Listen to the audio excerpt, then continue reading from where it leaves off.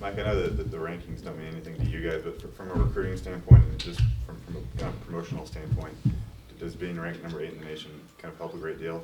I think any exposure helps you. You know, you get exposure, and we've had some exciting games and stuff, and so yeah, you do get more recruits kind of alert, more recruits talking to you. You know, occasionally somebody that blew you off says, "Hey, buddy, remember me?" You know, I mean, yeah, it does. You do get a little bit of traffic and interest on it. And part of it is, I think, they like to see the action. You know, and then, but if we want to keep any of that going, we got to approach it the same as we have from the beginning. Just what were your overall thoughts on the win at Oregon and what stood out to you when you looked at the tape? Well, I thought it was a very hard played game. I thought we played extremely hard. I thought, you know, just kind of, you know, there was an adjustment to that game too, at least by us. I think probably by Oregon as well.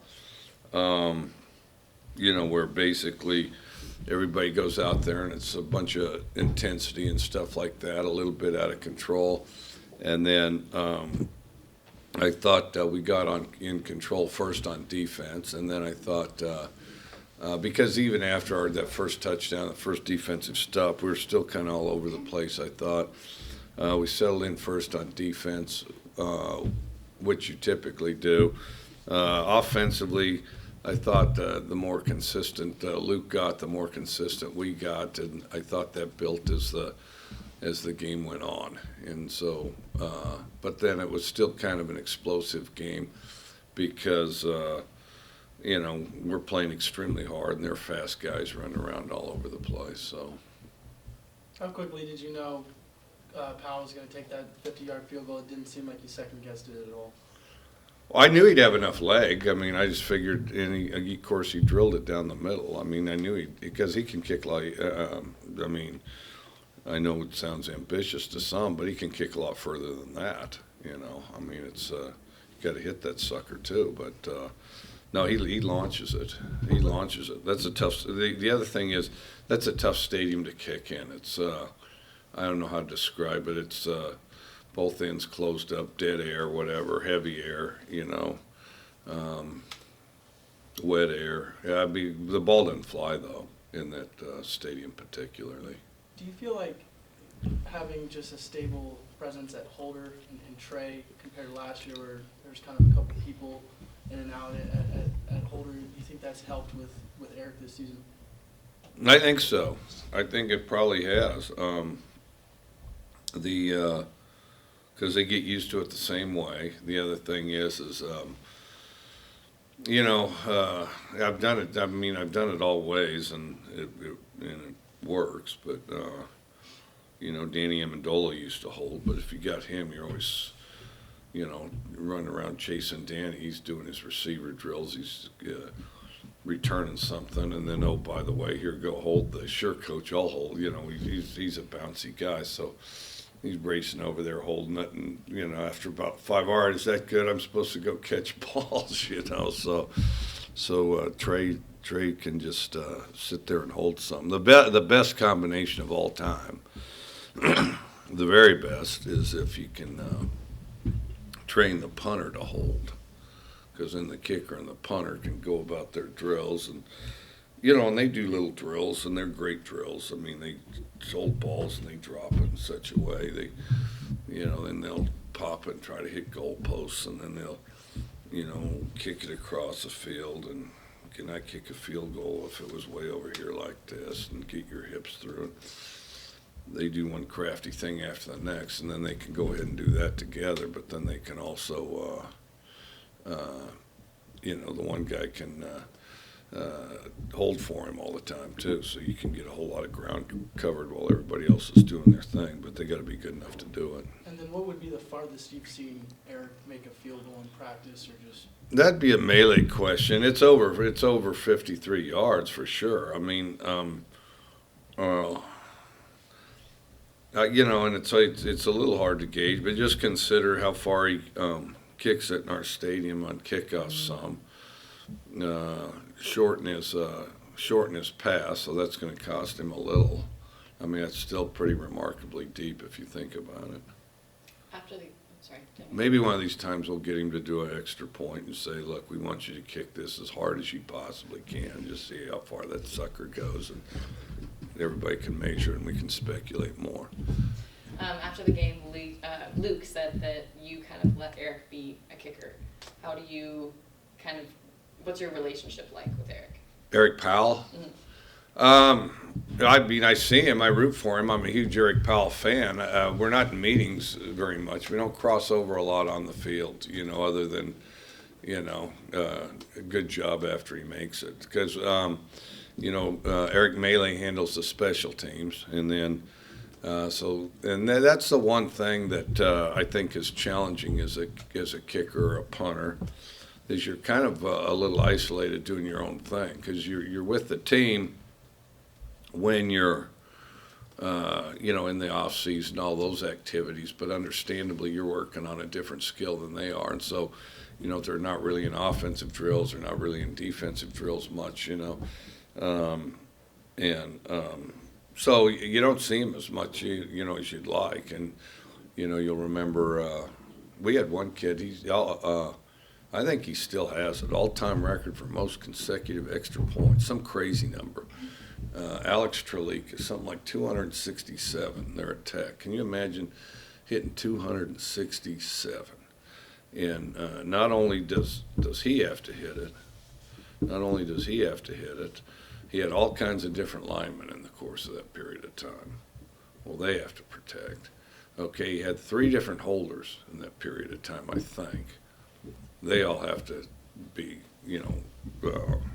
on par. And he probably had 3 different snappers, and then for whatever reason it was got them all right in a row. And you got to be lucky enough to start as a freshman, and you got to be on a team that scores a bunch of points. But so yeah.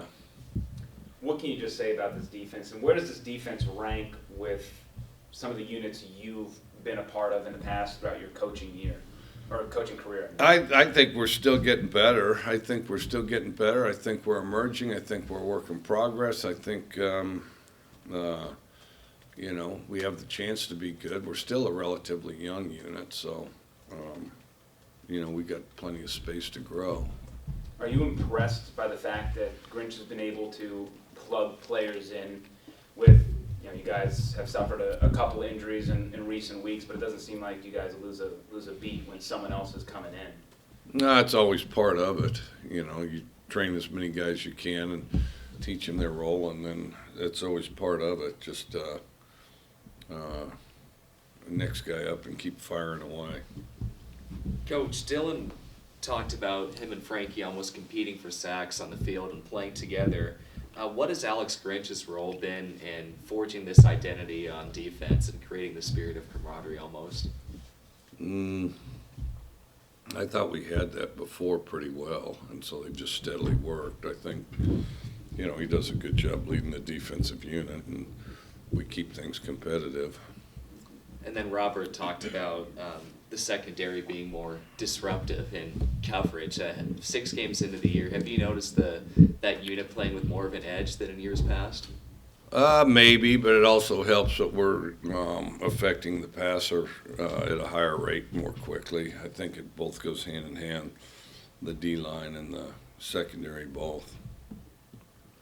This secondary gets probably the best work rep-wise leading into fall camp and just in practice with the air raid offense and Luke's stature at quarterback. How much does that help the secondary just before the season starts, getting so many different reps? I think that's helped a lot. I think they go against a really good receivers. They go against good passers. They do it all summer. They do it all spring. They do it all camp, and I think that all adds up and contributes. What are your thoughts on Cal overall as you look at the film? Good team, explosive. They're an explosive team. A little like us from the standpoint they're fighting to be consistent. And they always get good players, so, but I think they are a good team, and I do think they're explosive. I mean, every tape and we watched a number of tapes with Cal's offense, and they always have a lot of explosives on them. So, and then defensively, they play well on defense. You know, I think they're good against the run, and then and they're hard to throw it against. They run to the ball, and the other thing is, I think they're getting better too. When Bo Baldwin was at Eastern Washington, did you guys ever meet at different points during your tenure or his tenure? And just what are your thoughts on Bo Baldwin as a coach overall? I always liked him. I always liked Bo Baldwin. We used to see each other once in a while in Spokane. You know, there'd be just sort of activities or gatherings, or see him at some coaching deal. I always liked Bo Baldwin a lot. He's a great guy. Coach Grinch spoke on this type of eerie feeling leaving Autzen Stadium and going to the airport, that it just seemed like everyone was already on to the next win. Can you talk about, did you feel that at all in the bus on the way there and the plane home? We try to push that. I can't. I don't know if I felt it on the leaving the stadium. I was a little preoccupied with a bunch of stuff, but I definitely felt it last night. I felt like it was that way last night, well before we went out on the field. Let's go. Questions on the line for Coach Leach. All right, lost interest. Okay, well, good to see you guys. Any questions back in the room? Obviously, there's been a lot of talk with. One sec, Steph. Coach, there's been a lot of talk about kickoff times, and I know Chris Peterson had a lot of comments on that. Did you happen to hear anything that he had to say about that subject? I didn't hear anything he had to say. So essentially, he was just talking about how Washington has played all-night games, and he thinks it stinks for their program that they continually play at 5 o'clock or later, and if they don't get the exposure they need on the East Coast. What are your feelings about how the TV schedule is structured? Why did he care? Why did he care? Because they're kicking off at 10:45 on the East Coast. He was just saying no one really gets to see their games back there. Oh, well, the East Coast stays up late. I mean, heck, I've been to the East Coast. Bars don't close on the East Coast till 4 a.m., and that's because they're planning to stay up late, they'll probably stay up late. I don't care. I mean, I honestly don't care. I'll play them about what time they want. I mean, sometimes if they get too out of hand, with hours, like these games at 10 a.m. are ridiculous. Anybody that wants to play at 10 a.m. is out of their mind. Anyone that wants to play after 8 is out of their mind.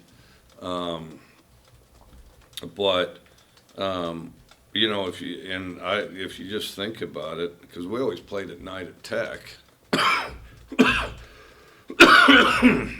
Before we were on TV much, we always played at night.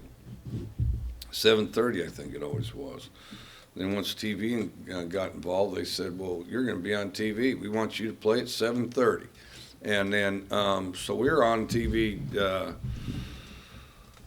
We played at 7:30 because some people in Lubbock thought it was too hot, which I didn't agree with that, but they thought it was too hot to play during the day. And then,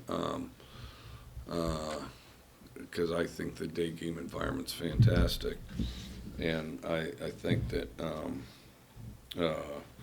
but then we played at 7:30 because we wanted to, and then we played at 7 a lot because they told us we had to. And so then, here we've had an awful lot of 7:30 games, a bunch of them, which is fine. I don't care. And then the best time to have a game is around between 2 and 4. That's the best time. You guys are a top 10 team at this point. I mean, you have a quarterback who's starting to get some Heisman attention.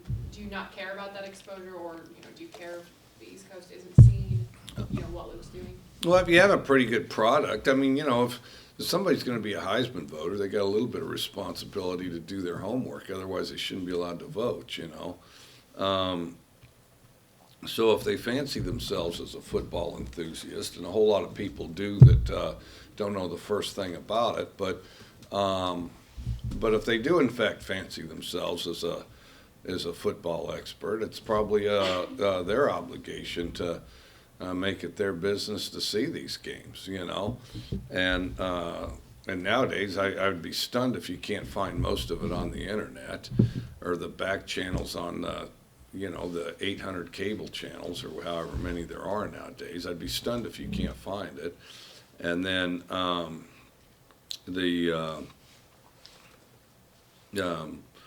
well, and I'm always up that late anyway. So what? I mean, I don't even relate to the question very much. I mean,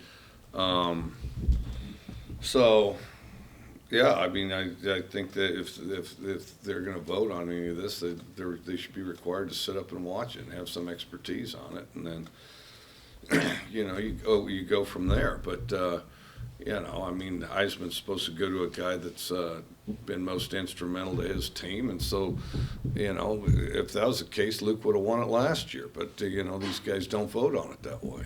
So overall, just do you believe there's any sort of East Coast bias in the sense of the college football landscape with all the different timetables and how usually the best Pac-12 teams play at the latest window? I don't know. They whine about that all the time. East Coast bias. Is there? I don't know. There might be. I don't think. I don't think there's any more East Coast bias than I do that there's Los Angeles bias compared to up here, which there clearly is. I think it's related to media base. You got a lot of newspapers, you got a lot of viewers, you got a lot of reporters there on the East Coast, and they, the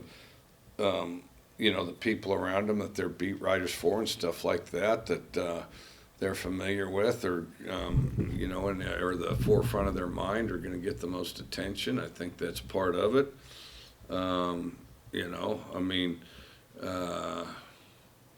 They've. The Los Angeles teams always get more attention than any other teams in the conference, regardless of how they play. And and there's just a lot of noses in the newspaper, a lot of people watching the TVs, and and there's a big base down there that they're trying to give them some attention. I don't think it's East Coast, West Coast, any of that, as much as if you're in a big media base. I think there's just more coverage, and there's more coverage, and and if you're in a big media base, you're going to get more coverage. But I think you could solve nearly all these questions if they had an expanded playoff system, which I started talking about when I was an assistant at the University of Kentucky. And if you had, I think 64 teams. But I think the minimum's 16. If you had 16 teams, then I think we could settle a whole lot of these issues. It doesn't matter what the East Coast or Los Angeles or anybody in between thinks. All of a sudden there's 16 teams. Oh, geez, number 16 beat number 4. Well, screw number 4. Number 4 is out, you see, because number 16 got them. I mean, that'd pretty well solve all of it, wouldn't it? And then 32, you could easily do 32. And then the most stunning thing, and I give this lecture probably 3 times every year, but then college football says they scratch their head and they give a really befuddled, mixed up look, and they get a really screwy expression on their face. Like, well, how can that possibly be? I mean, how can we do that? I mean, how is it possible that you could actually have a playoff format in college football? Well, gee, I don't know. Let's start with, we can go down to the local city park, and I'll bet you somebody that handles youth football could tell you how to do something like that. Well, that's too low of a scale. Let's move it up a little bit. Okay, how about high school from a major state? Let's say Texas, Florida, or California. Let's see how they do it. Okay, let's see. These guys, they win a certain number of games. They have a qualification. Okay, now, boom, they're in the playoffs. But they don't have just 2 or 4 teams or something. Hell no, because they want everybody to have fun and enjoy this playoff system. So they have 16 or 32 or 64 or something like that. Okay, so then they play each other, and everybody's on the edge of their seat going to wait and see if this team's going to beat that team or going to beat the other team. And so then In the end, there's occasionally a debate. If only this team hadn't lost to that team in this round, then this team could have won the whole thing, and that's perhaps true. But the thing that is indisputable is that at the end of the gauntlet, this team came out on number one, and there's no debate whatsoever who's state champion. Then you can go to Division III. Let's see, how do they do it? Oh, they do it the exact same way. Okay, now the suspense is really starting to get thick because, Division II might do it differently. No, in fact, they don't. They do it exactly, boys and girls, like Division III does. And then now they've changed the initials because in this era of political correctness, they love to change initials and make it proper to say things one way instead of another. And I forget what the initials is. But then they go to 1AA. Okay, at 1AA. How do they do it in 1AA? 1AA. I mean, because that's getting closer to us, and we're really sophisticated because we're major 1A. How do they do it in 1AA? You know what? They have a playoff format, and they play it, and they figure it out. And then, okay. Well, they're all below us. Okay, what about above us? The NFL. And everybody, that just makes you feel good to roll those initials off your. It's like Huckleberry Finn said. Some days I just have to swear to get a good taste in my mouth. Okay, so then NFL. Now that makes my mouth feel good because that's the best and they're the top. Let's see here. How did they figure out their champion? Well, they in fact organize a playoff system. And how many teams are in there? A hell of a lot more than 4. And then they sort it all out, and then they have one battle after the next. And at the end, guess what? They sort out a champion, and it's called the Super Bowl. And there's not interest diminished because people are captivated by the playoffs. And the biggest sporting event every year in the history of the world is the Super Bowl. Okay, any questions? How many regular season games would you play with a 16-team playoff? Because like Division III, I think they play 10 games rather than 12 or 13 like you play in. Well, okay, so in major college, or in major big high school states, usually a champion plays 16. So I think your target point is 16. So you shoot for 16. And then that's what a Division II ends up to. Division III, maybe it's 15. 1AA, usually it's 16. Major high school, it's 16. NFL, it's more than that. So I think our target's 16. And you could easily, start it out. And then the other thing that I think college foolishly does is they just give the NFL December. I mean, there's no sense in that.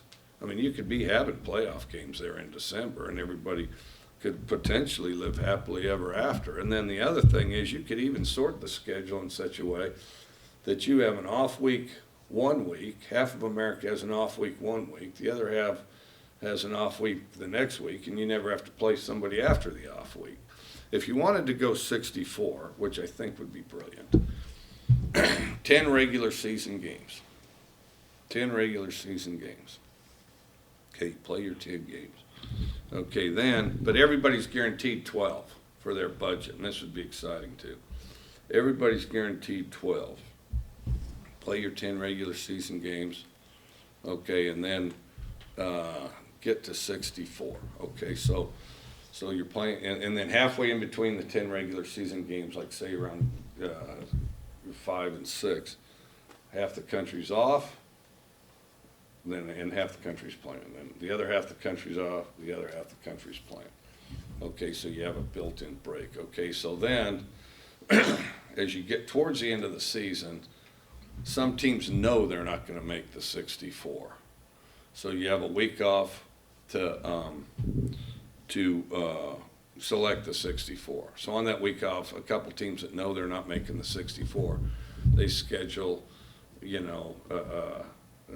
for one of their 12 games. They schedule it, and so it's like, somebody say on the West Coast, play somebody way over on the East Coast so we can sort out all this East Coast bias we're talking about. I mean, maybe that team could get to the bottom of it, and we would all be enriched by what they discover. Okay, so then after they get done doing that, You've sorted the 64, and several teams have done one of their 12 games, their additional games are allowed. Okay, then the first of the 64, you go home and home with somebody locally, kind of within your region. So, you do something nearby, something like, just depending how the season goes or whatever. Maybe it's Oregon versus Utah State, so you do a home and home. Whoever's got the best record, the team with the worst record has to come to your place. You play home and home. Okay, so then after that, you get the bowls involved. But you're at the bowls for a shorter period of time because you're just basically getting there to the bowl, doing it. But the bowls know how to put on big games. And then the bowls, the number works out almost perfectly for the additional games, the additional playoff games. Okay, so then after that, you get the bowls involved, and then it's other locations. And I do think there should be some more northern locations as we sort this out. Okay, so then about halfway through that playoff system, you could have another break. Okay, and then the teams that haven't finished out their 12 games, they could play during that period of time. And I get a kick out of it, and it's just comical. They say, well, nobody would watch those games. Oh, baloney. I mean, my wife would watch them. I go home and after a hard day's work, and there's something on Thursday, and you want to know where the sandwich stuff is and the grocery stuff is. Well, you can't because she's watching the game. There's a game on Thursday. I mean, somebody in the MAC's playing, and oh my gosh, are they going to score? Are they going to stop them? I don't know, but I know this. I'm not going to be able to sort out where all the groceries are anytime soon on that, because I don't go in the kitchen that much, so I'm just pulling cupboard doors open. And so then, heck yeah, they'd watch, and they'd watch a lot. And then, and you could make the matchups real interesting and everything else. Okay, so then, then you get back to the playoffs, and so you could get it all done by January 1st or sooner, depending on how you did it. And you can even just map out the weeks, and it works out pretty easy. And then the other thing is heck yeah, people would watch. And if there's something riding on the game, there's all of a sudden people, just like they do in basketball, they'd select teams and dark horses or favorites that they wanted. They'd have little, they'd have little sheets with, office pools and everything else, and they would they'd either laugh and taunt their friends or the other way around as their team did well, and it'd be fantastic. And there's no disputing that would make a lot more money. It's just who gets the money, and I think that's the biggest rub on the whole thing. Let's go to questions on the phone line. Go ahead, Steph. Hey, Mike. How you doing? Good. To get off the playoff thing a little bit and more on your team, I guess. Do you think last year's season and the way that unfolded with the 2 losses at the start and the 3 at the end, do you think that has taught your team anything about managing success and being even-keeled throughout a season? I don't know. I thought that as we went on last year, we got better and better competition, and then we had an awful lot of young guys out there that had never had an off season. I'm sure it helped, though. I'm sure it's contributed some. But I also thought we had a lot of the freshmen we were playing, I thought, ran out of gas the later we got in the season, which that's always a concern no matter what. Okay. And also, the way your kicking game has improved with Powell being very reliable this year and the way the defense has improved, has that changed the way you call a game? Because I looked at your force down conversion stats, and you've been going for, I think, more than half that, fewer times than you have last year up to this point. Yeah, I'll tell you, the biggest thing is a couple things. One is Powell's gotten more reliable at kicking field goals. And then the other thing is that Phil has done a good job of dropping punts inside the 10. And, teams always talk about that a lot, and most teams can't do it. And I've been on team after team where you talk to the special teams guys, and the guy can do it about 1 out of 6 times in practice, and all of a sudden in the middle of the game he's going to do it, and they just get the ball on the 20. But this guy actually can, and so that's contributed to it as well. Which the other thing is I'm not sure that my approach, my current more conservative approach is correct, but because I do think we'd have more points to show for it if we went for it on 4th down more, which we may. Interesting. So it's sort of an experiment for you? Yeah, I guess as we were, getting a sense of what these guys could do, and the thing is so far Powell's held up kicking field goals, and and punters held up dropping it inside the 10. Okay, thank you. Yep. Any other questions on the phone line for Coach? Okay, back in the room. Do you feel like your team thrives off heading on the road? It seems like all of them love hearing the boos, and not that they don't like playing at home, but it just seems like a big experience for them. It seems like it. It does. And I've wondered about that because we've been a pretty good road team.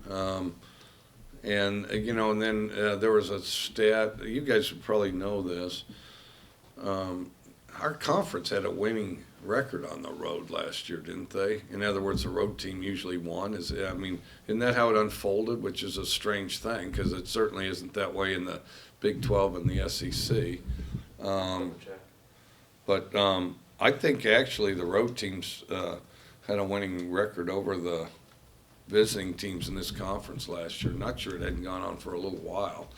That would be interesting because I've certainly had that sense, and I don't know what it is because the environments are still hostile. People still scream and yell, and then and so it's like prank phone calls, which they don't have anymore now that you can tell who else calling you. But back in the day, if somebody had a good prank phone call, you'd want to. If they had a good material, or if it was a good setup, or if it was good, you say, you're thinking, yeah, that's a good job, and be some kid on the end laughing or whatever. But, that's kind of how the opposing stadiums are. If they have good abuse and it's clever, then you say, well, that's pretty good. But, and then I can think of a few stadiums in this, conference, and they just swear at you and say you suck, and then they repeat it over and over, and it's like redundant, and you're going, okay, got it the first time, not very clever, not memorable, don't care what you think, So the redundant stuff, but some of them are quite creative, and those are good, and every stadium's got their thing, But yeah, it does seem like the road teams fare well in this conference. Seems like the players get a lot of satisfaction out of quieting a opposing stadium. As a head coach, do you get the same satisfaction? Yeah, although it seems like I always find it late, because you're out there trying to, get a first down, call plays, all that.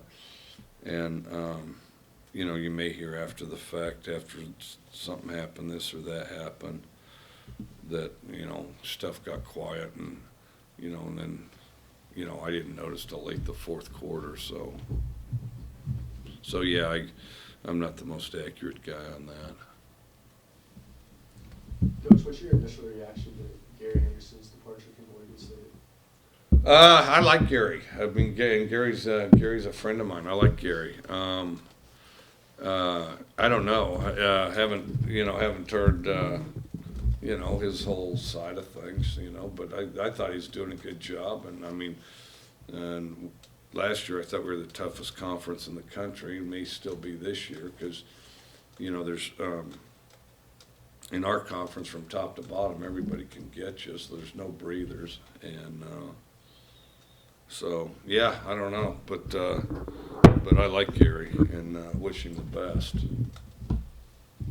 You're 6-0 now. Would you say, just from experience in the past, is it harder to get here or harder to stay undefeated? I don't know, you just do one at a time. You just constantly improve, you know? Just constantly get better enjoy going out there practicing and battling away, because you're going to do it a lot, and that's the whole process, and that's what everybody signed up for, you know? Is there anything noticeable with teams that have been able to stay consistent? Like, does anything stand out to you with teams that have been able to, keep climbing? I think I mean, over time, you get a tradition where it's like expected, your older guys expect it, so then the young guys come up that way, and then they expect it of the young guys when they become old guys, and I think that, just that whole kind of legacy that's created with one step at a time, with people, and then as they have success, then it kind of reinforces the whole thing. So I think but it's a battle, I mean,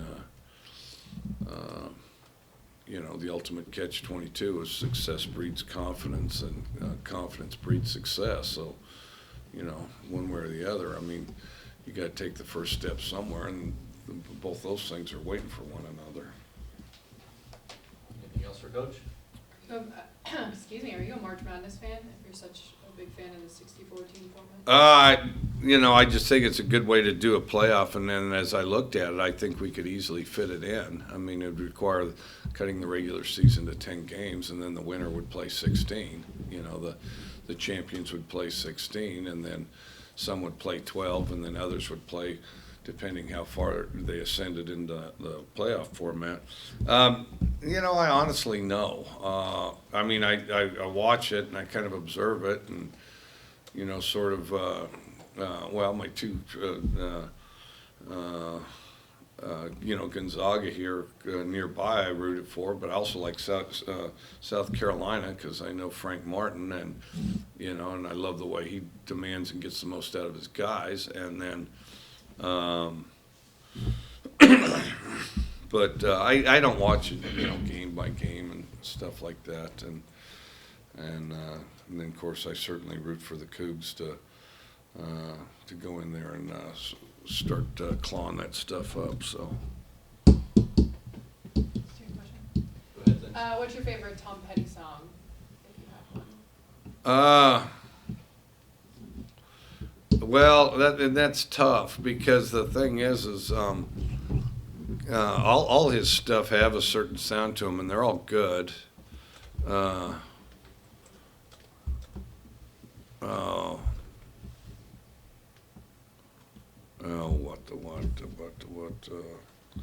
Well, of his later stuff, Last Dance for Mary Jane. But the early stuff, it was Refugee and what is it? Running Like the Wind, or Running something. That's the old chorus anyway. You gotta sing it. I can't. My wife would be able to think of it. I can't. Have you ever seen him live? No, I haven't.